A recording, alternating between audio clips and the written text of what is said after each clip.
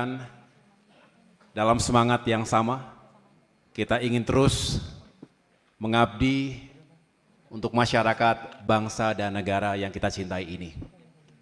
Pertama, tentunya saya ingin mengucapkan terima kasih yang setinggi-tingginya kepada Komandan Sesko TNI, Marskal Madya TNI Arief Widianto. Tepuk tangan untuk komandan kita.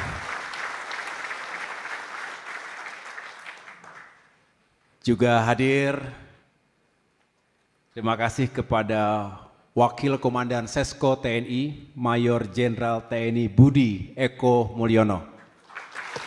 Terima kasih.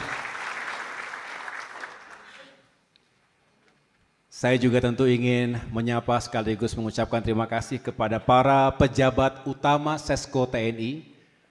Ini hadir para Jenderal Laksamana dan juga Marskal dari berbagai ilmu ataupun background yang saat ini juga menjadi pejabat utama di Sesko TNI, termasuk para dosen dan patun Sesko TNI, dan tentunya yang saya cintai dan banggakan, para perwira siswa Dikrek 53.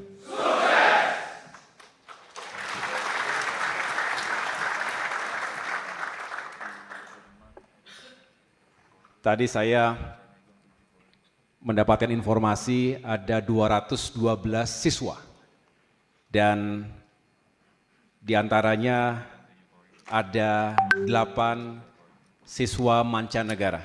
Saya juga salam kenal kepada para siswa mancanegara dari berbagai negara.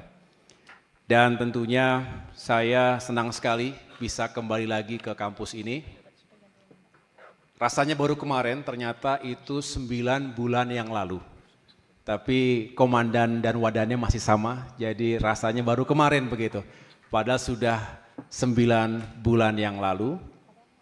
Dan ketika itu saya hadir dalam kapasitas sebagai Menteri Agraria dan Tata Ruang, sekaligus Kepala Badan Pertanahan Nasional.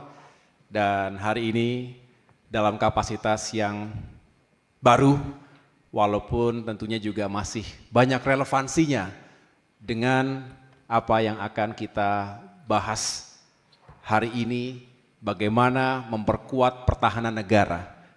Saya hari ini mengemban amanah sebagai Menteri Koordinator di bidang infrastruktur dan pembangunan kewilayahan. Terima kasih sekali lagi telah mengundang saya dan tentunya saya mendoakan semoga Sesko TNI semakin maju dan sukses. Dan para perwira di sini hadir banyak teman-teman saya juga di sini. Terutama tadi yang ketua kelas kebetulan saudara asuh ya.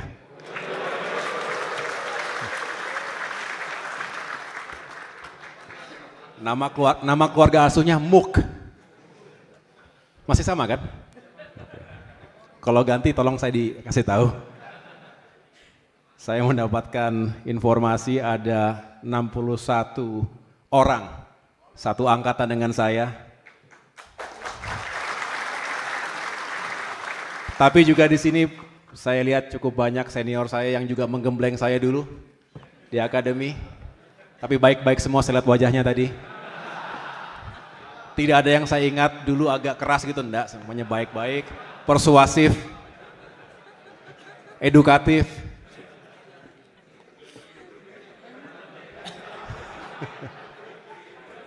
Kalau ada yang agak keras dulu sudah kita lupakan semuanya. Juga ada adik-adik lifting ya, 2001. Mana Kolonel Danang ada di sini?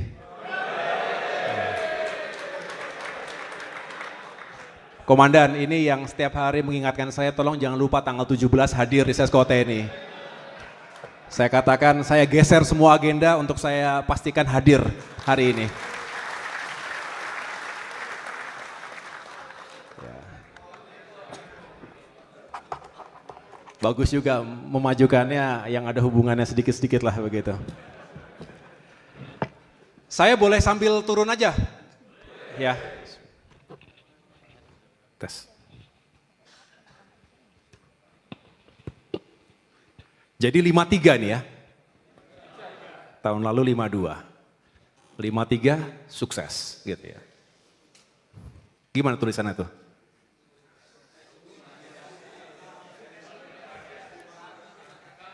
Oh ya. Diatur sendirilah pokoknya ya. Yang penting sukses semuanya. Saya doakan semoga semuanya sukses. Hari ini kita ingin sama-sama menyatukan energi kita, melihat Indonesia 5, 10, bahkan 20 tahun ke depan.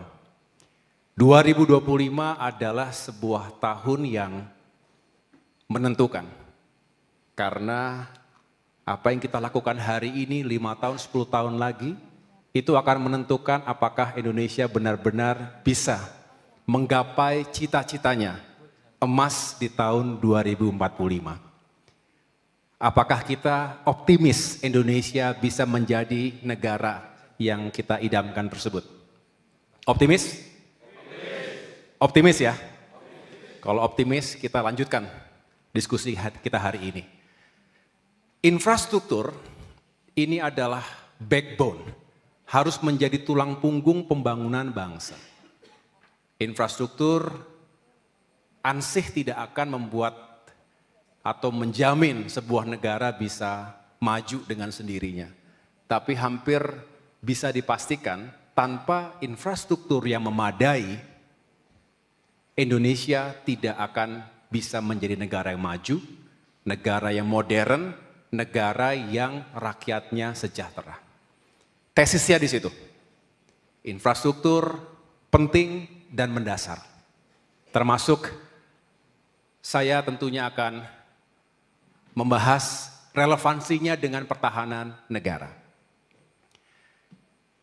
Ini foto tahun lalu, September tahun lalu, dan sekali lagi Sesko TNI dengan segala dinamika, saya tahu hari ini ada perubahan kurikulum termasuk durasi pendidikan, tapi teruslah menjadi Center of Excellence.